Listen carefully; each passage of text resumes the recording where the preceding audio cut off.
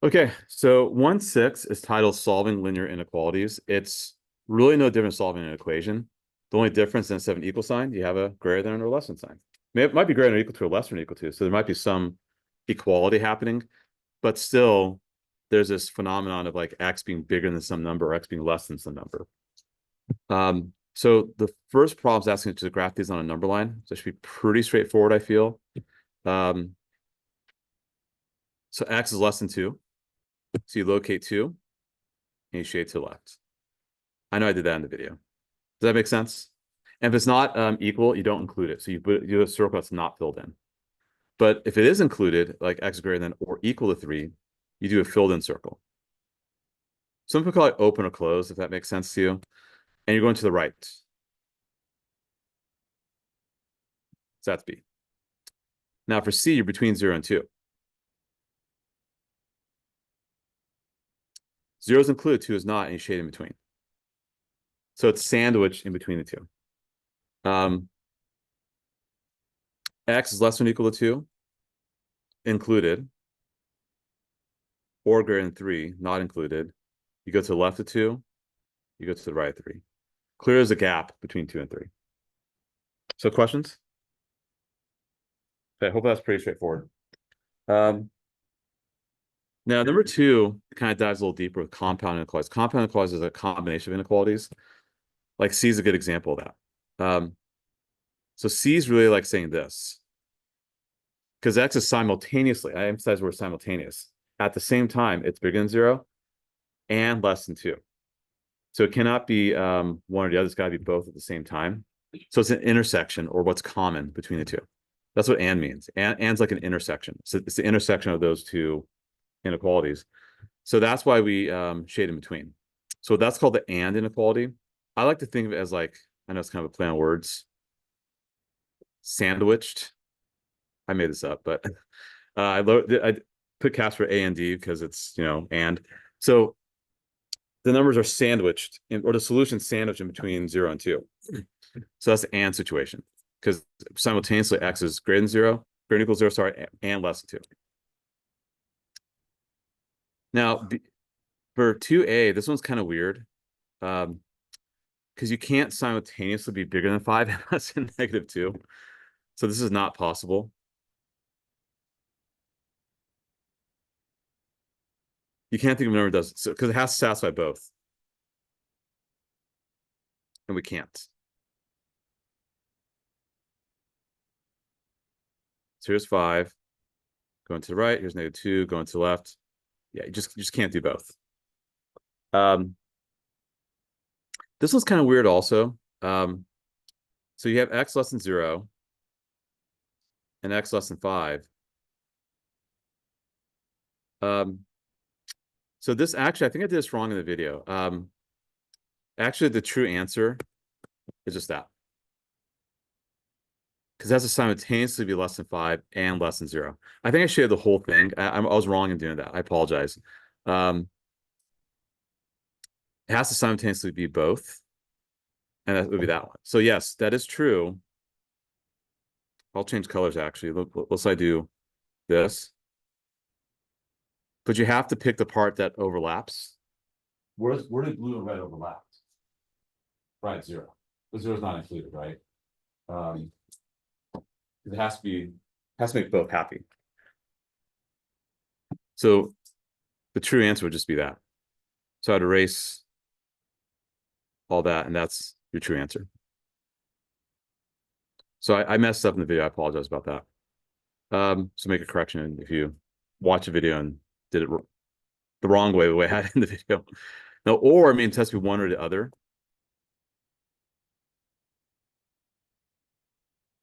It could be both also.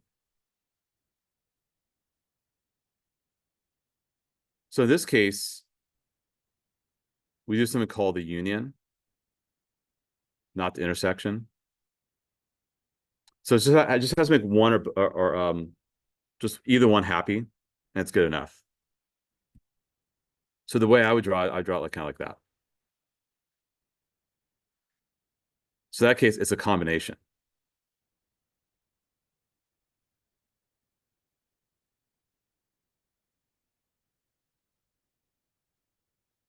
Doesn't have to satisfy both.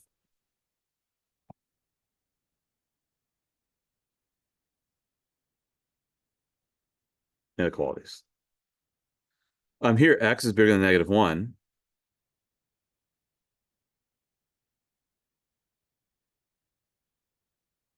Or x is less than 3. So this case, it's going to be, by the way, that's truly what we have for this one. This one's going to be all real numbers. Because it just has to make either one happy. So really, you could just shade the whole thing. Right? Just shade the whole thing.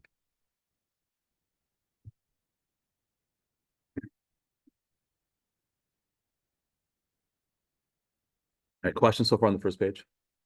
No? All right. What we're doing number 4 is more typical, though. So we just kind of gave some tricky ones for 2 and 3. But it's really emphasize the word and or. And means what's common, or is the union of everything. Another way to think about it too, I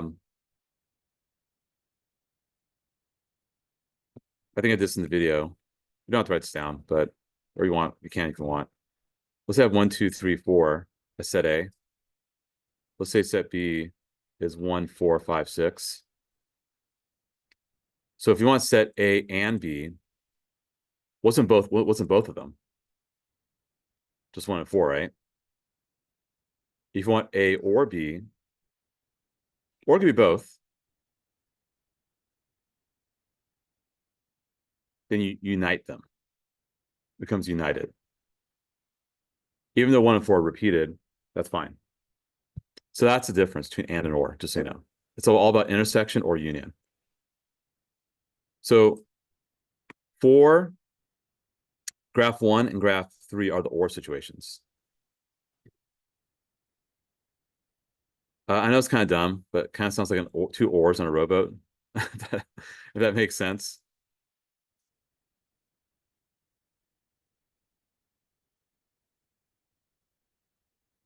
So yeah, you have x is less than -2, or x is bigger than 5. X is less than or equal to -2, or x bigger than 5.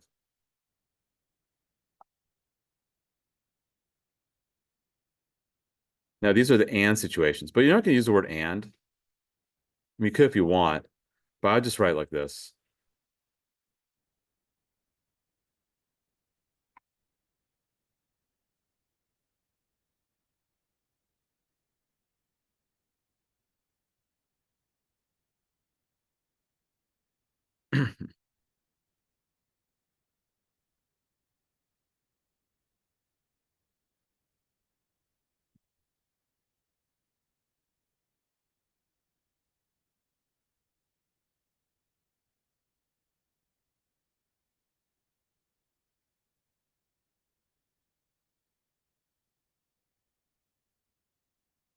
Okay, for 5. You just solve these like you usually would any equation. Like if I subtracted both sides by 6x,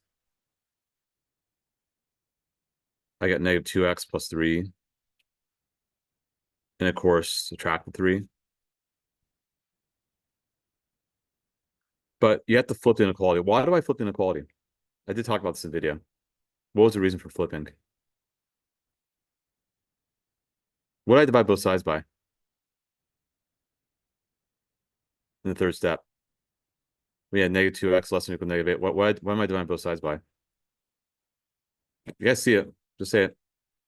Or call someone. Andrew, what am I dividing both sides by? -2. When you divide by a negative, you have to flip the inequality. Now, why is that? What if I decide to move the 4x over instead of the 6x? I'd have this, right? Then move the 5 over.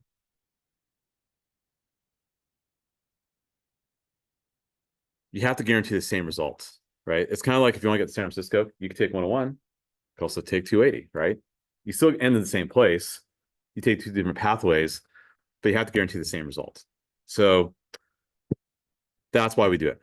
you have to flip the inequality and divide by negative because you have to guarantee the same result if you had decided to rearrange it differently. So if I put 0 here, 1, 2, 3, 4, close circle, shade to the right.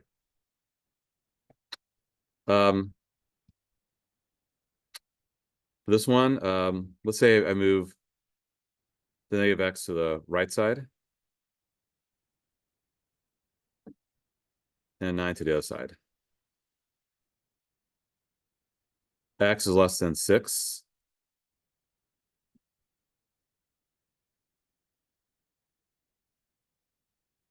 Is that right? Yep. And you go to the left.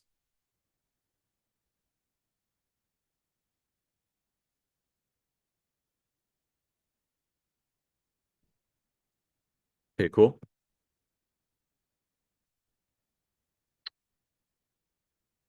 Now 6 is a little trickier. If I distribute the 2, I should get this.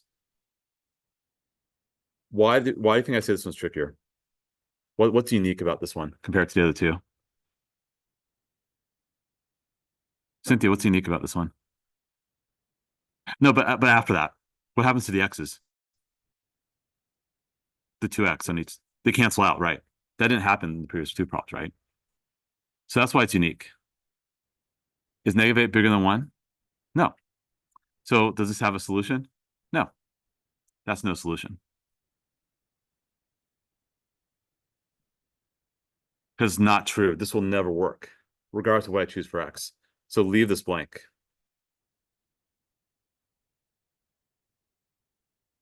Now, what if that were a plus? Now, is that a true statement? Yes. What would you say in that case? Do you guys remember what to say when something's always true? Instead of saying no solution, you guys remember what? Yeah, all real numbers, yeah. You can still say infinitely many solutions, which is true, but all real numbers makes more sense because anything will work. So in that case, you shade the whole thing because everything works. Okay. So it's one more page on 1.6 and we'll move on to 1.7. So I don't think I worked these out in the video. The goal again is just isolate x, right? Just like any equation or inequality, you want to isolate x. So I'm going to subtract 5 to all sides, if that makes sense.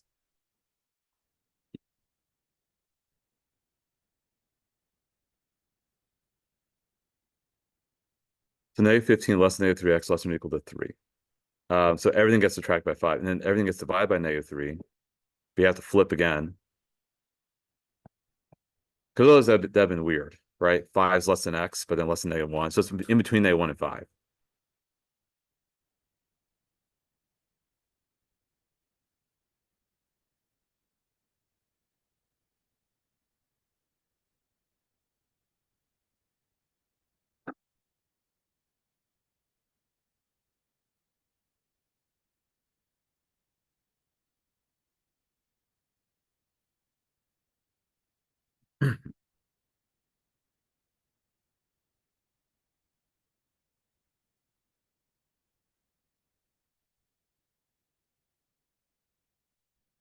Okay, or you're going to have one or the other. So if you solve, you get 2x less than or equal to negative 6, or 4x greater than or equal to 4,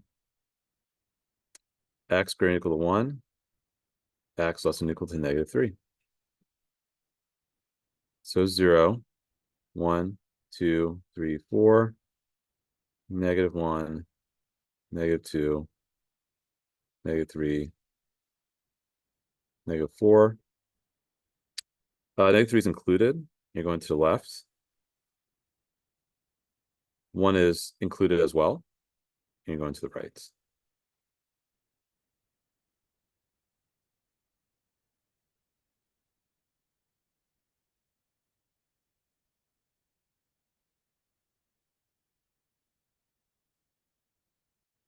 All right, hopefully that's okay.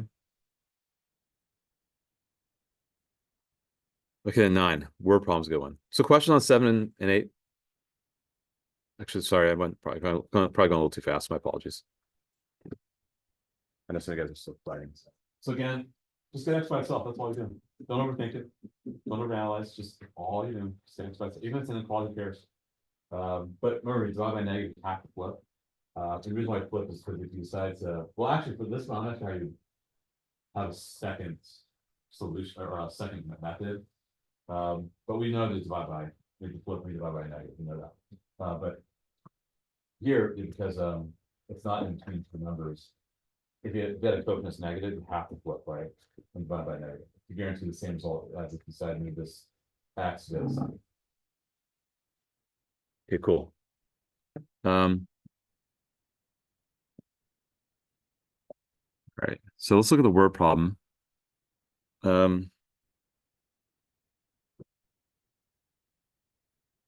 word problem. A certain type of lizard has a temperature range from 18 to 34 degrees Celsius. Write the range as a compound cloud. Well, that's easy. That's not that hard. They didn't tell us if it's inclusive. So I'm gonna assume it's inclusive. They didn't tell us that. I would tell you that if it's inclusive or not inclusive. We'll assume it is inclusive. So we'll say inclusive.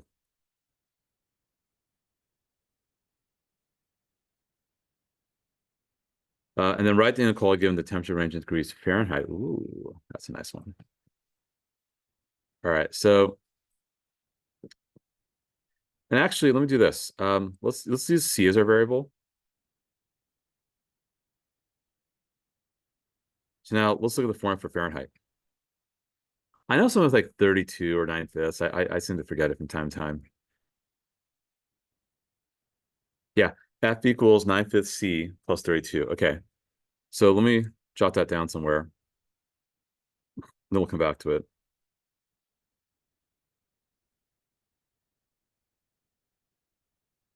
All right.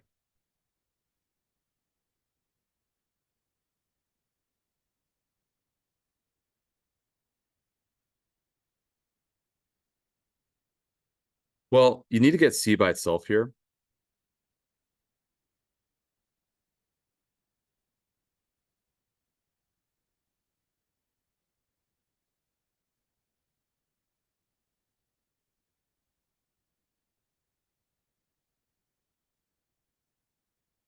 So C equals 5/9 parentheses F minus 32. So you're going to substitute.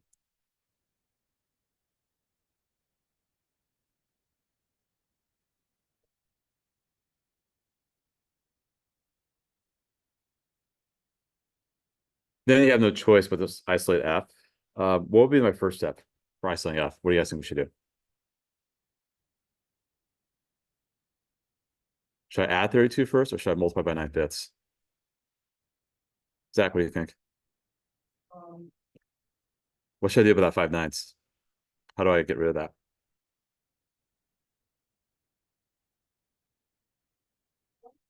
By the reciprocal, right? Exactly. Because see how you get rid of in the middle, right? See how those will cancel. And that's what that is. Let me get a calculator.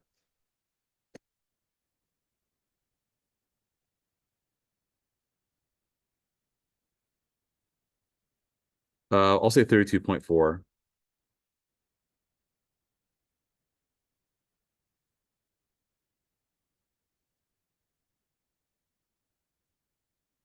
And 61.2. And add 32 to both sides.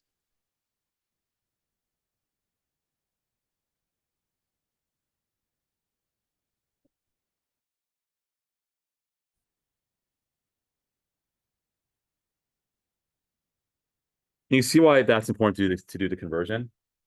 Because in this country, we don't really use Celsius. I sometimes have a hard time understanding, okay, is that good or bad? I don't know.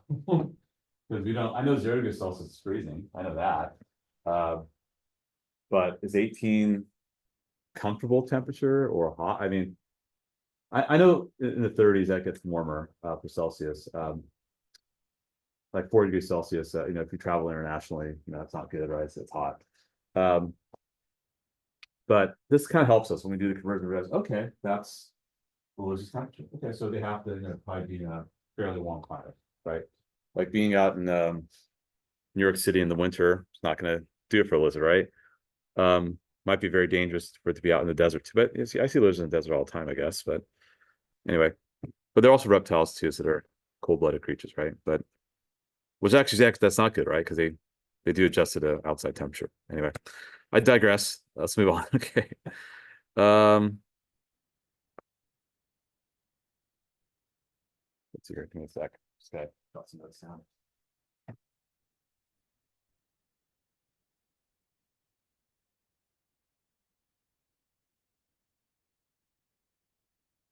Okay.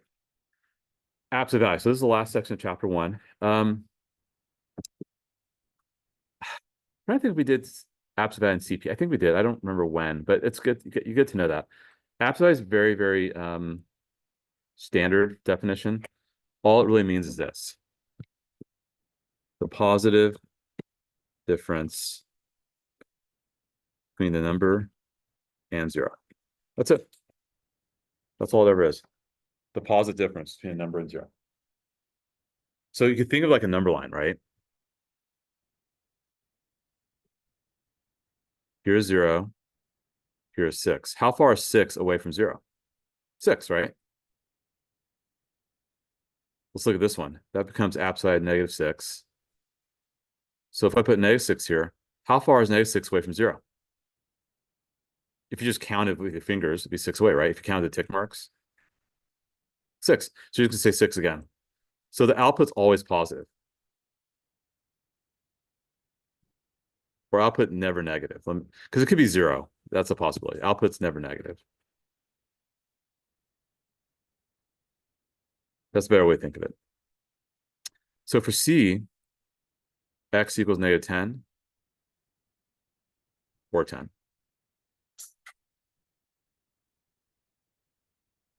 Right? Because if you think about it, you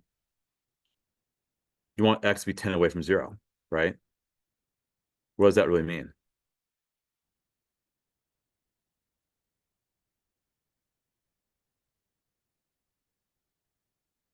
And when you have a number line,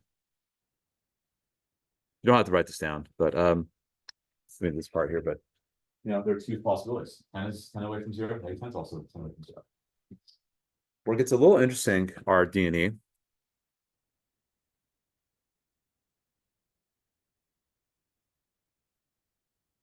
So again, I'll do another number line. Here's 0. So now y minus 7 has to be 10 away from 0. So it means y minus 7 could equal 10. Or y minus 7 could equal what? 10 or what's the opposite of 10? Negative 10. Yeah, negative 10. So y minus 7 could be 10 or -10. So y minus 7 could equal this. Or y minus 7 could equal this. So what we do is we just do this then.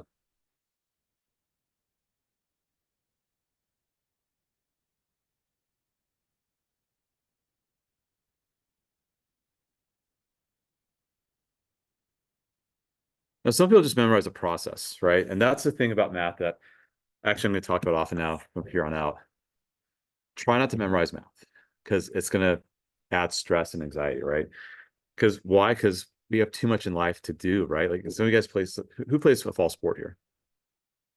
Okay, fine. Well, who has other stuff going on this fall? Like you guys have stuff going on, right? Sure. You guys have maybe you have theater, maybe you have dance, maybe you have community service. You maybe have a job, maybe you have your families to support, take care of, like whatever, right? Like you guys have outside, and you don't just have math. You have 5, 6 other classes, right? I can't ask you guys to memorize a process and then remember it 4 months later for a final exam, like right? We don't want to do that, and that adds anxiety and stress, right? So what we want to do is understand, right? Understand what absolute is. If you realize absolute, all it ever is a distance from 0 on a number line. So y minus 7 has to equal 10. Great. Then y minus 7 equals 10. Or negative. Because -10 is also 10 away. And you'll never miss these problems. You'll be fine. Like same thing here. I mean, yes, you could miss if you make a careless mistake, but conceptually, you'll always understand it. So 5x minus 10 itself could hold the value of 45 or hold the value of negative 45. But again, some people just memorize, like, wait, do I set equal or equal to negative? No, just don't memorize, just understand. 5x equals 55, x equals 11. 5x equals negative 35, x equals negative 7. There you go. And if you were plugging in, it would work itself out. So 2 talks about like, let's actually write a step-by-step process. So I'll actually kind of like write out the steps just so you're familiar with what's happening. And then we're going to do some funky ones in a little bit. All right, so step-by-step process. What would you do here? Um,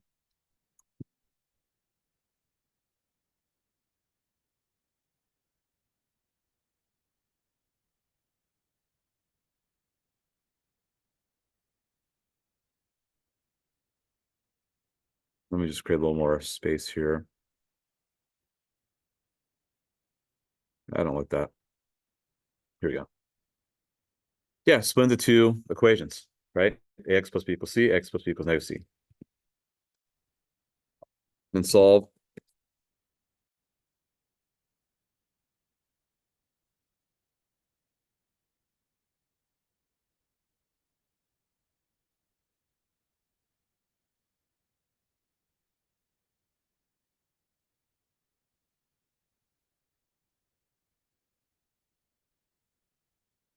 Okay, that's really it. Just 2 steps. I mean, yes, step 2 is kind of like has multiple steps, but I know you guys can solve linear equations, not worry about that. But that's what you do. That's it. Now, why would it be a waste of time if c were negative? Why? What do you guys think? Actually, wait, you guys are copying still.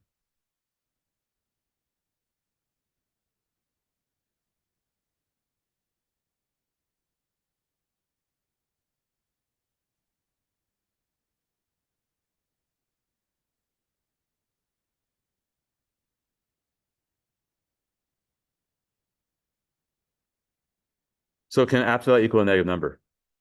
Well, we said the output's always what? Positive or 0, right? So why would it be a waste of time? Because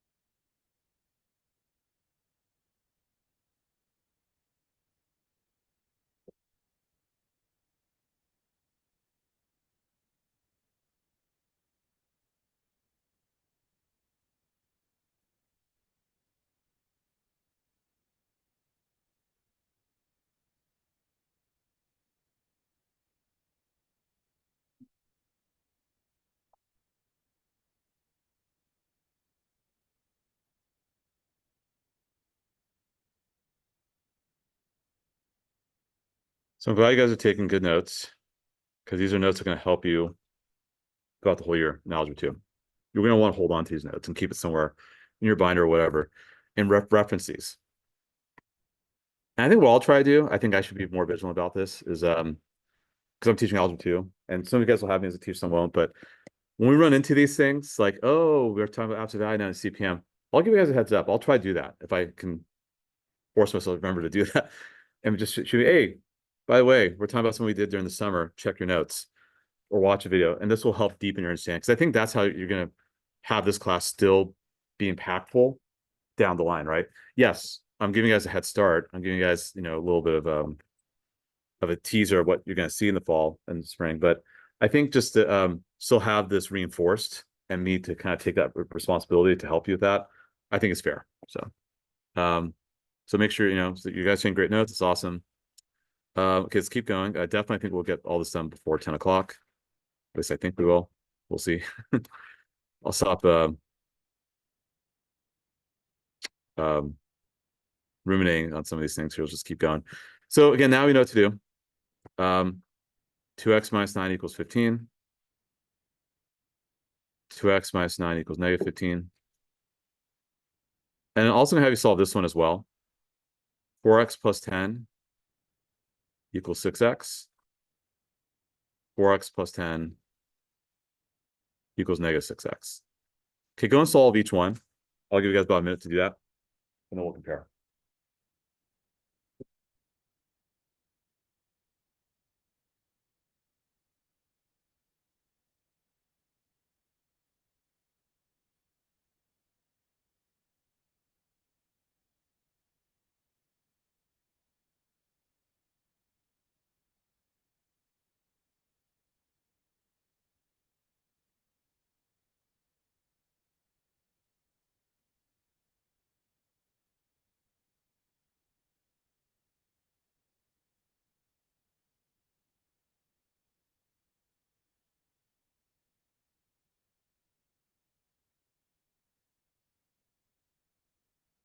Okay.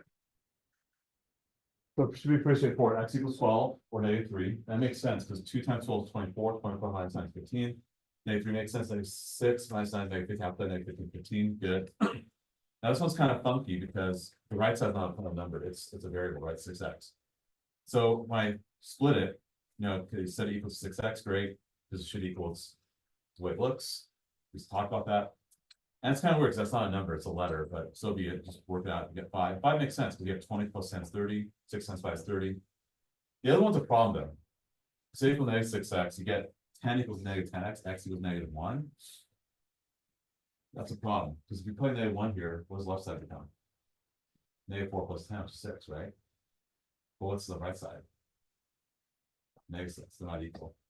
So when this happens, this is called, I'm not sure if you guys heard this term. We call this when an answer does not work after checking it. We call it an extraneous solution. So that can't happen. Even though you did everything correctly, when you throw it back into the original equation, we check it, that's when we're checking it. It doesn't work. It's weird, right? Like, why is that happening?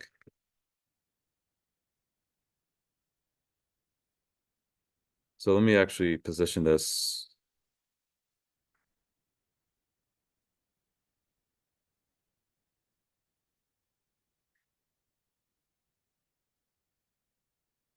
So that's one reason why. But also,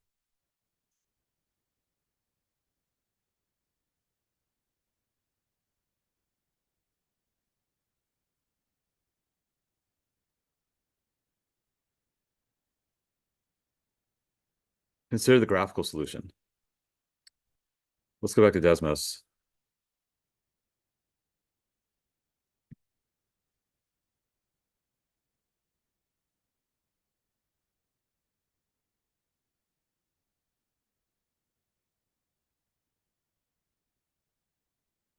Oh, I got the abs value. Sorry, my bad. You just have an abs. Desmos knows what that means. Equals 6x. Let me clear my screen for a moment.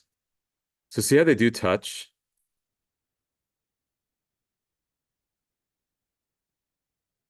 They touch at x equals 5, right? Do they touch at negative 1? No. They actually miss each other at negative 1.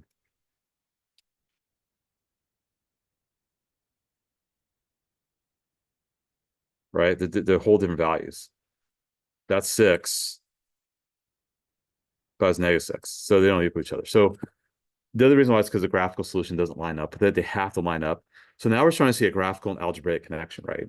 And numerically, we see it too. Like, oh, if I plug them in, it doesn't work. So that's a big part of Algebra 2, trying to understand what's going on algebraically, what's going on graphically, what's going on numerically, and how all three of those things are all connected. We kind of explore that kind of idea a lot in Algebra 2, like the graphical, algebraic, and numerical, because that deepens your understanding. Because now we're in advanced algebra, right? We're not, we're in the big leagues now. All right. Find the value of each.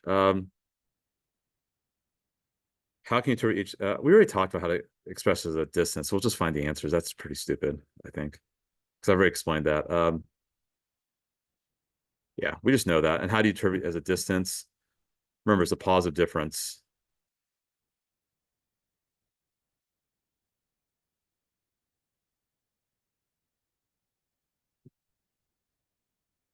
between the number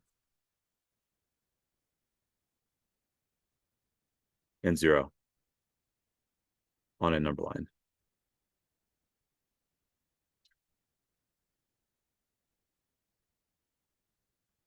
And 6 is the same way.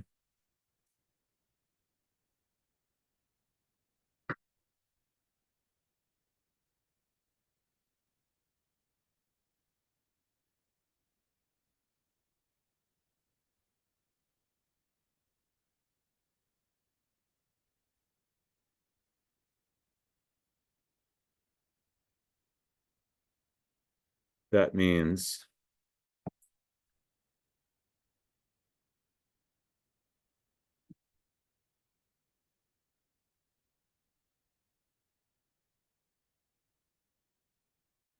okay. We'll need to solve it. I mean, you get well, what the heck, I'll solve it. X equals 7 or X equals -3.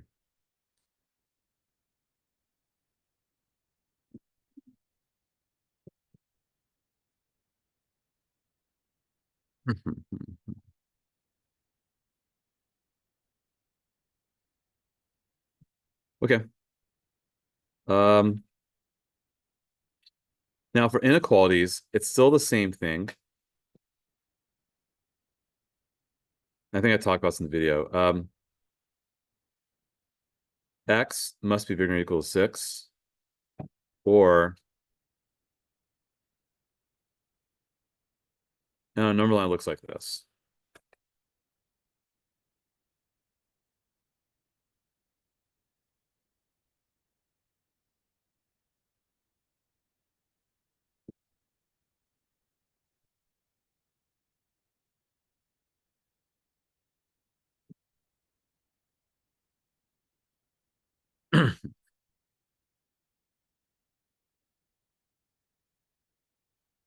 Okay.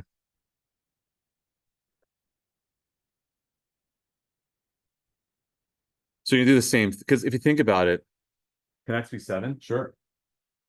Can X be -7? Yes. Why not? What's absolutely -7? 7, right? So if you say this, that's fine, but that's not the whole truth. You have to give everything. So whenever it's greater,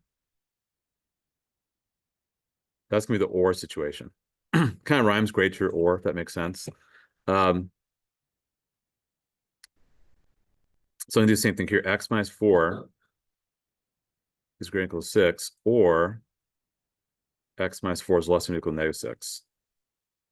Right? Because this value, whatever value this holds, has to be more than 6, right? Duh. Has to also be less than -6 too. So that's less than -6. If X minus 4 holds value, let's say -7, -8, that's valid too. That totally works. So X is greater than or equal to 10, or X is less than or equal to -2. I'm not gonna graph on a number line. I think you guys get the point. I think it's kind of redundant. So I know you guys graph a number line. I'm not gonna do it again. And same thing here. 2x plus 7 has to be greater than 1, or 2x plus 7 is less than -1. I'll just kind of just give you the answer. I think it's gonna be greater than -3, or less than -4. Yeah, I think so. Now, don't write this down, but what if you have something like this here? Absolute of x minus 4 is less than -5. Can the absolute be less than a negative number?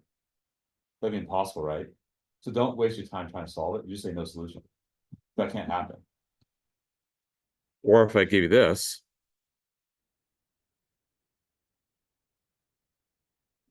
well, it's always true. Of course, absolute is always bigger than negative, right? So in that case, you see all real numbers. So sometimes, because if you try solving it, you're gonna sometimes run into some kind of weird stuff. So occasionally you kind of take a step back, ask yourself, wait one sec, this is kind of a trick question. This is, either all true all the time, true or never true.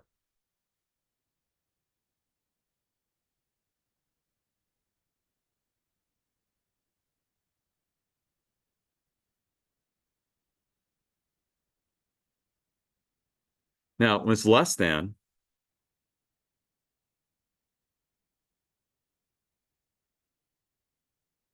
that's always gonna be the and situation. Kind of rhymes also. I know there's greater than, there's a than, but if it helps, that's gonna always be the and situation because clearly x has to be between 6 and -6. So you're not wrong in saying x is less than 6. Of course it is, or less than or equal to 6. Of course it is. But if you just say this, that's a problem because then you're implying that anything less than 6 is going to work, and that's not true because -7 can't work, or anything, or -8 or whatever. So you have to catch it before it goes too far to the left. You have to stop. You have to have a boundary, right?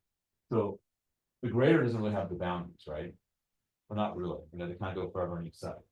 But less than has a boundary, right? That makes sense. There's a boundary between -7 and 6. You got to bound it. Same thing here. So in this case, I can just write it like this now because it's bounded between those two numbers.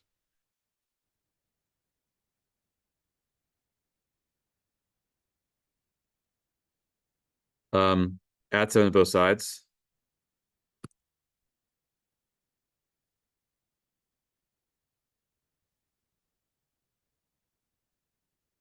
So it's between 3 and 4. But here, um, that's no solution. Don't waste your time with that one.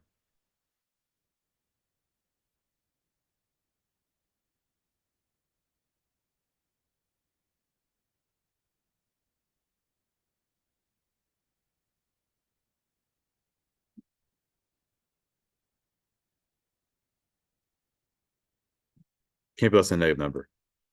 That's impossible. Okay, we good? All right, perfect. This is exactly what I wanted. Wow, it's amazing. Okay, so we'll take a 10 to 15-minute break. I mean, I know we've been doing 15. We'll say 10 minutes, but we'll start at 10:10. So feel free to kind of just get some snacks, walk around, stretch your legs, and we'll do the problem sets when we come back.